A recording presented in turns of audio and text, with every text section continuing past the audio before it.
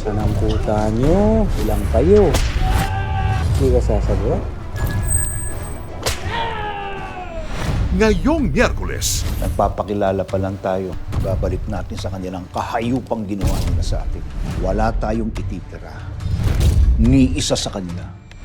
Lolong, meron ka bang alam na posibleng motibo sa pagsugod ng mga rebelde ang tubaw kagabi? Alam ko lang ho, may galit ho sila kay Sir Julio.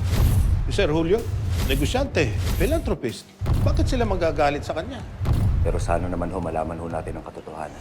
You know, I'm a businessman and I have a business proposal for you. Nakita ko kasi kung gaano kayo ka-close ni Bangkil para bang kilalang-kilala mo siya. I just saw his potentials at alam ko na siya lang ang makakagawa nung ipapatrabaho ko sa'yo. Siguro naman alam mo na hindi ako pumapasok sa negosyong wala akong kita.